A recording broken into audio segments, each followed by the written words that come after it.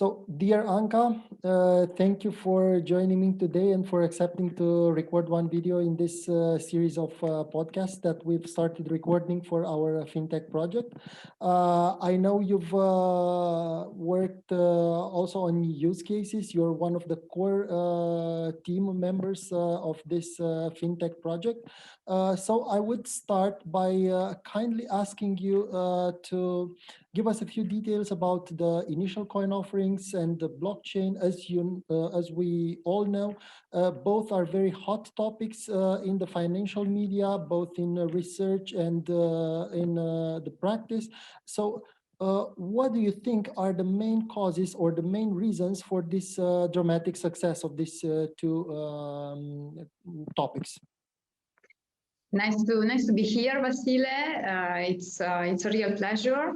Indeed, we experienced several research paths in the fintech project, and the initial coin offerings was one of the first topic that I approached when I started my journey here. And I would say that in the past 7 years, we have seen a dramatic increase in the volumes of the initial coin offerings. If you think, for example, that in 2013 and 2014, only a small circle of tech nerds and crypto geeks knew about initial coin offering topic. And also the financial industry experts couldn't explain still the concept. It was really a niche theme and topic. Things were then changed in 2014 with the first Ethereum raising with $2.3 million in the first 12 hours of the token sale. So what are we talking here is about a token sale, a fundraising mechanisms that takes advantage of the blockchain technicalities. And through time, we have seen that from few projects per year in 2016, in 2017, 2018, we had a tremendous increasing in the investments. In the first half of 2018, for example, we saw a huge spike within the volumes with 30.7 billions. So doubling the amount that we had in 2017, and it was in 2018 when I started to approach the topic. That's why at the moment, I mean, there was a bit of confusion what was going on. From my point of view as a researcher, it was a completely new topic. And also the blockchain topic itself, it was completely new for my understandings, but it was also in practice, it was still on development as it is still now after a few years. The overall success of the initial coin offerings mainly can be attributed to the rise in the success of cryptocurrencies and in the rise of the blockchain technology, and most of that in the attractive return of investments. So in the expectations of having from diversifying the portfolio and from investing small amounts of cryptocurrencies in different projects, so in different initial coin offerings, the attractive was that, you were going to think that potentially they could have the same path as Bitcoin had, and in few years things could be very, very successful.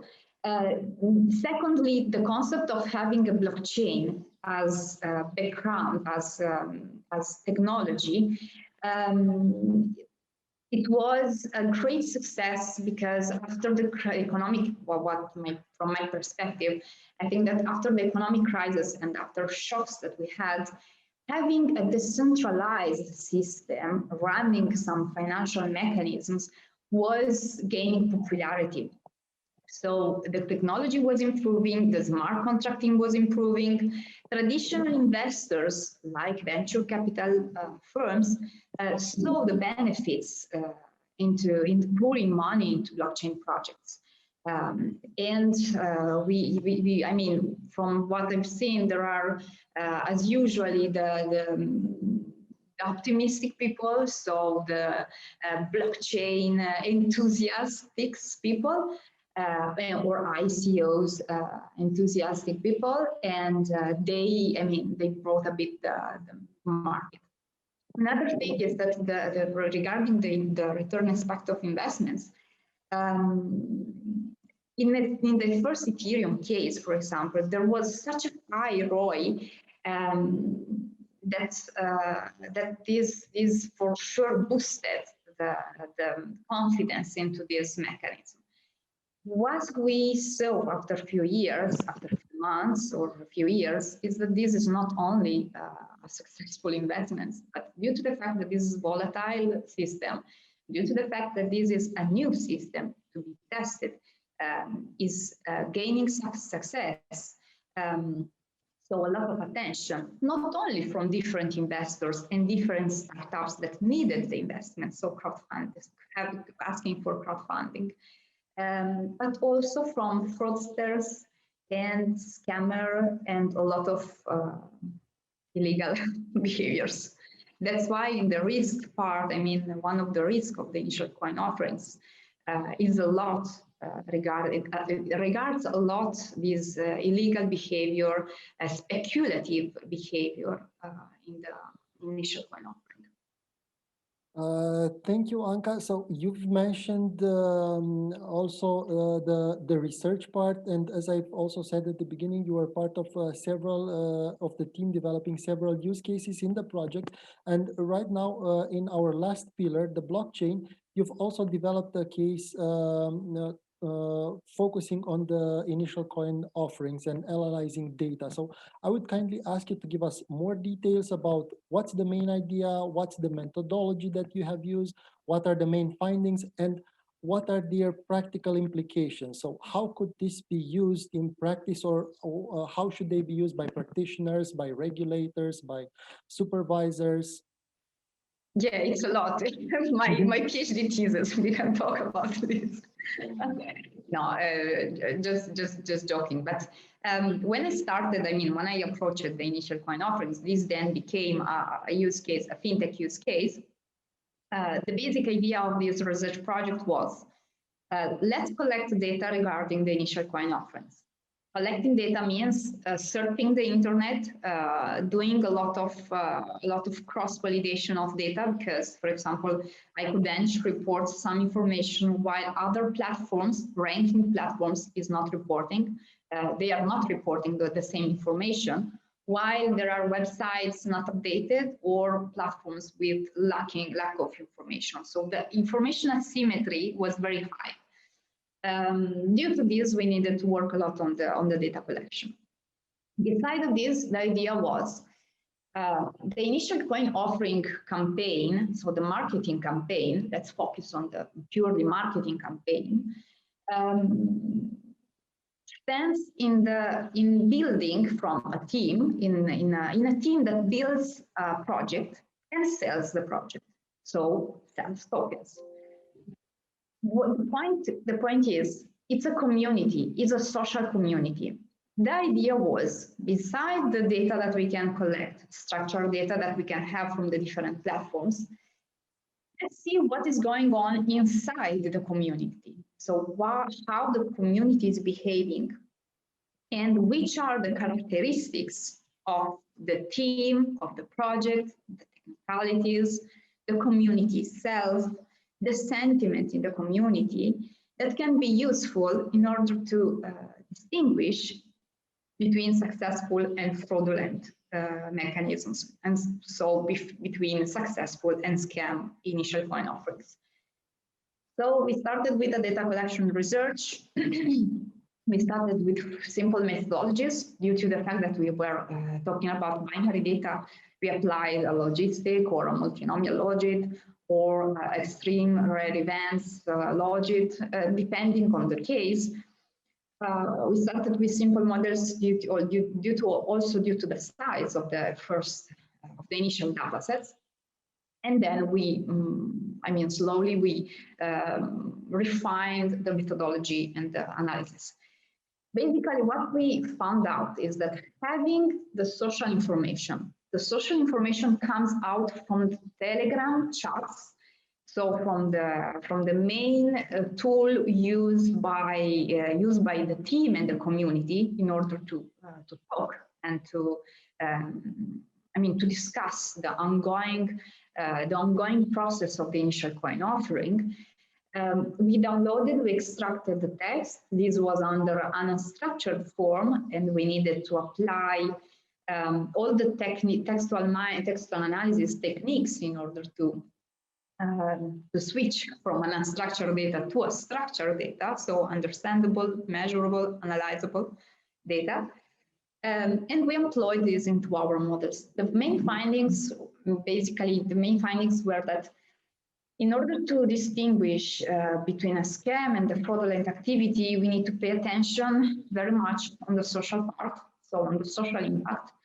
For example, having social pages, working social web pages, having a sentiment, a good positive sentiment inside the chat. So this was reflecting inside the chat, the Telegram chat. It was very well reflected the ongoing activity of the initial coin offering. So if it was going to be a successful one or a scam one. Then all this information, all these findings can be used by practitioners, can be used by investors in order to pay attention to the signals of fraudulent activities.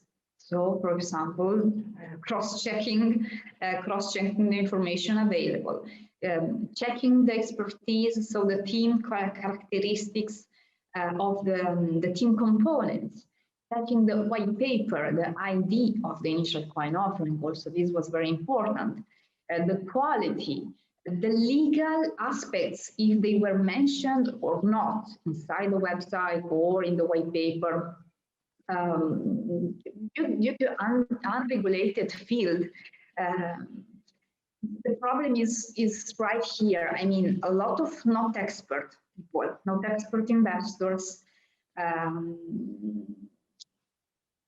the startups or fake startups with just the willing to speculate or to fraud communities were able to interact between each other and were able to build this project. So a lot of not expert investors just trusted the marketing campaign of the initial coin offering without being conscious about the legal aspects and the technical aspects.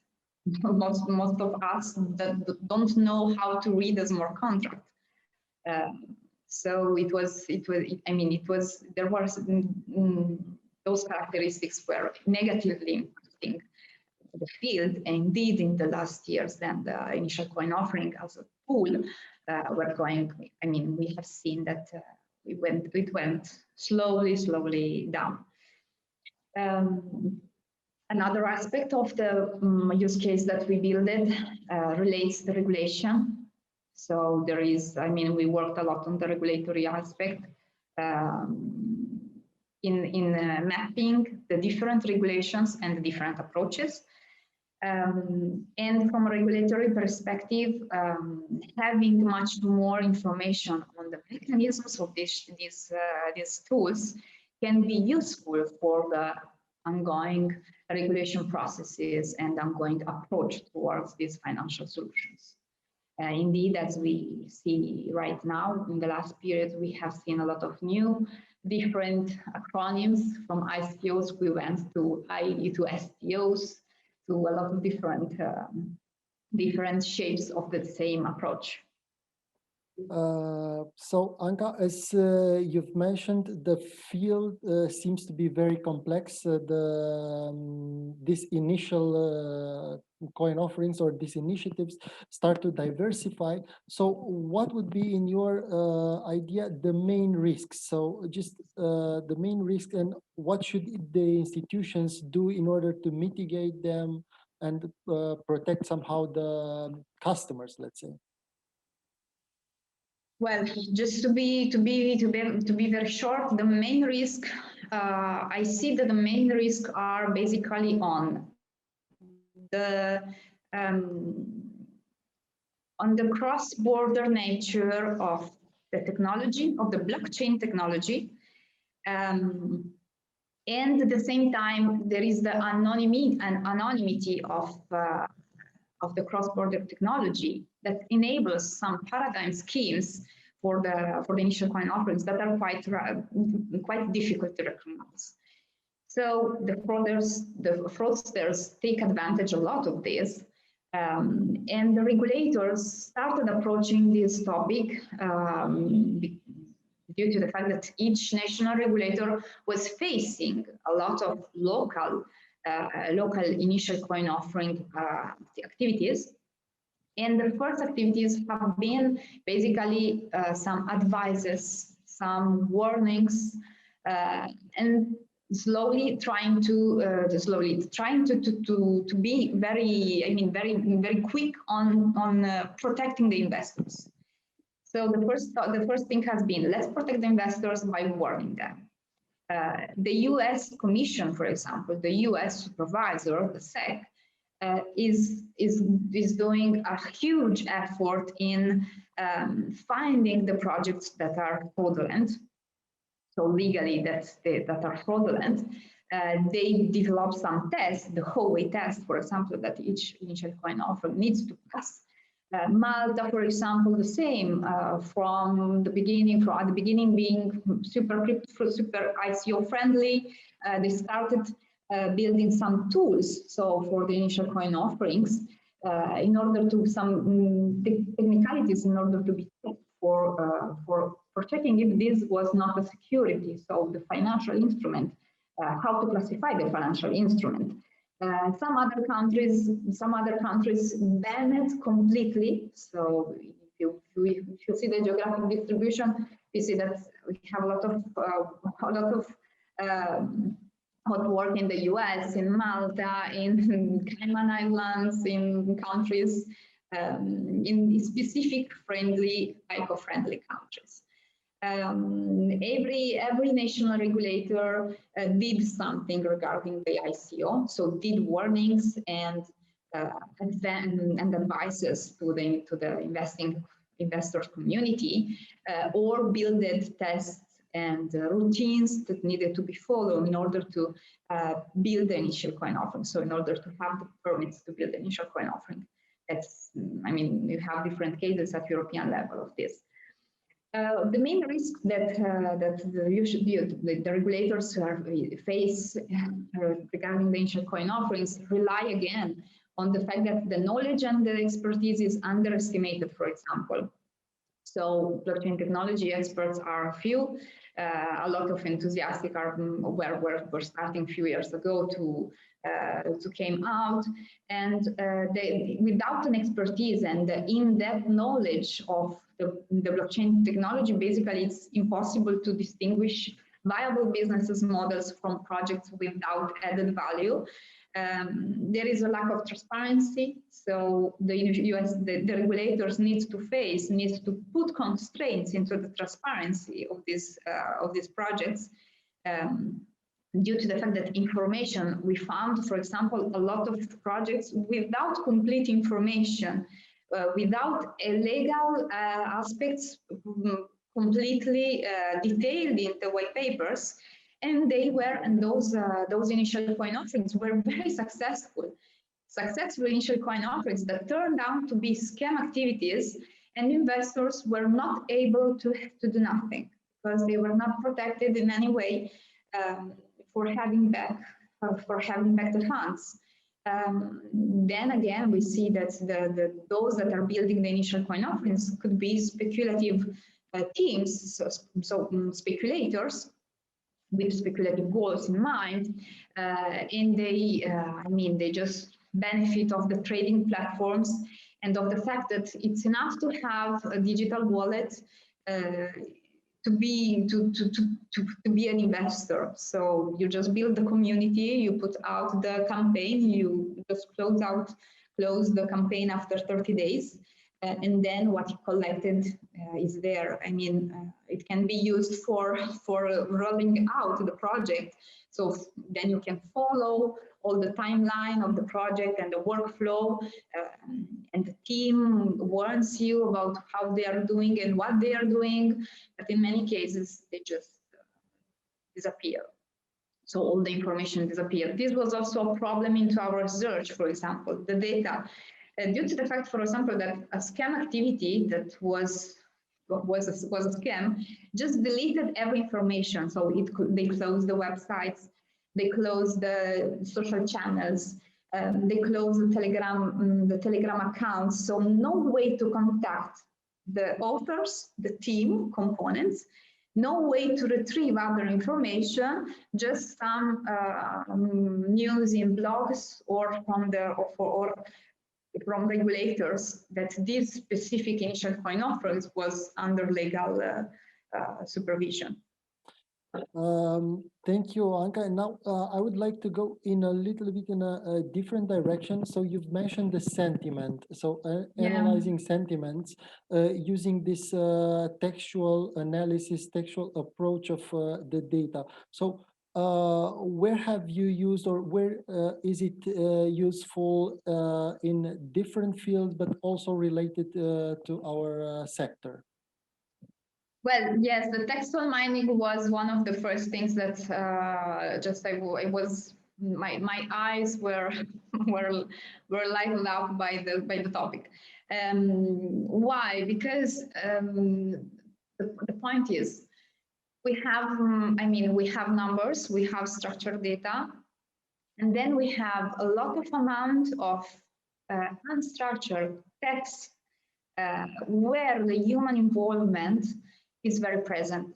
I mean, we have seen that the text mining in the last years, due also to the power computation that are different due to the technology that we have at hand, but the NLP, the natural language processing techniques developed a lot. So the key message is that we have a lot of text, we have a lot of information. What we need to do is to extract that information. So extract the topics, extract the opinions, extract sentiment. This is extensively used in a lot of different contexts.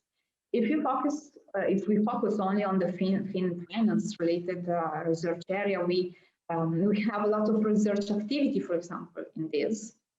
We have a lot of service providers, marketing service providers, or company service providers that are using text for enhancing the market and the possibility, the opportunity to have major insights from the market by using the text. Besides this, the research focused a lot on how to use the information, for example, from that we can have in quarterly reports, in financial news, in social media, in the payment files, for example. So all these sources of text, of unstructured data, we need to do a lot of pre-processing, a lot of work on this, and then apply a lot of methodologies in order to see, to ensure that what we are translating into a sentiment, so a piece of text, we are translating this piece of text into a score. If this score is, we need to ensure that this score is enough reliable. So the dictionary used for these algorithms are very important. The data size is very important because you can train and test your own dictionary, so you can have much more accuracy.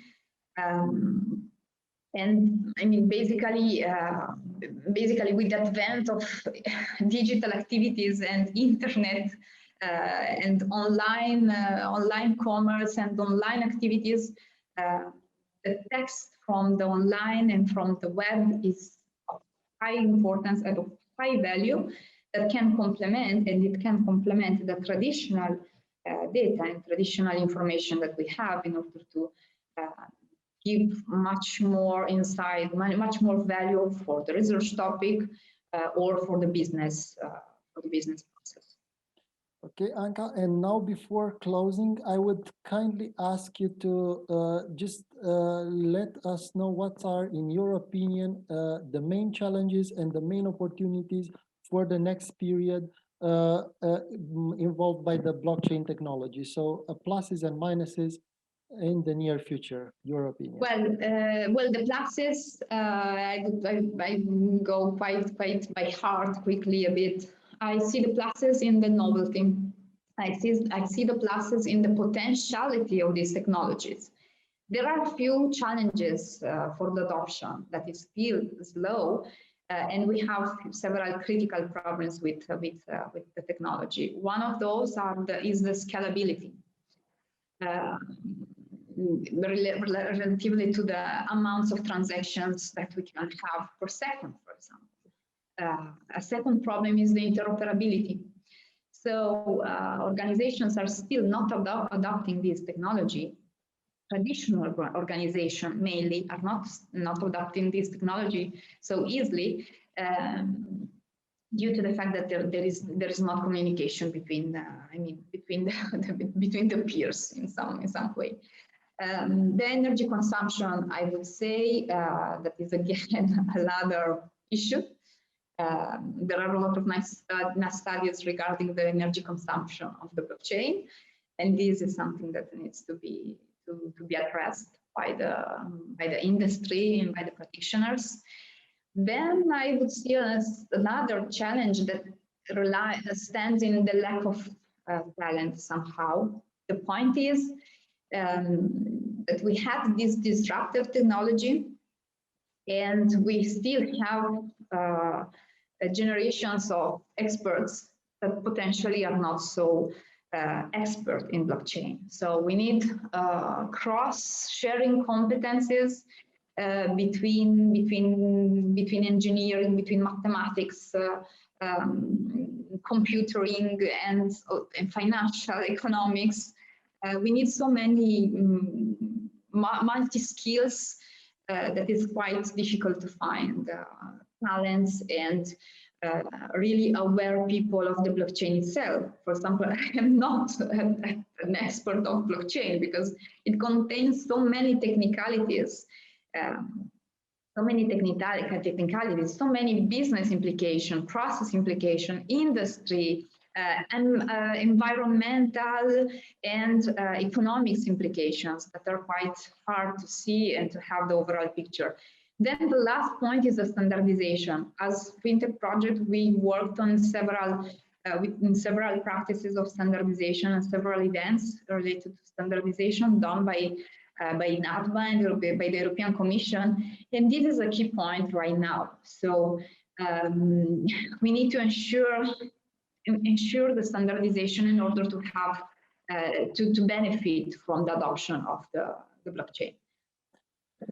Thank you very much, Anca, for your time and for sharing these ideas with us today. And I hope that we'll have a lot of viewers, and your details are available. So people wanting to know more about ICOs will definitely be able to contact you. So thank you for today, and thank you so much. Have an enjoyable afternoon. You too. Thank you so much. Bye.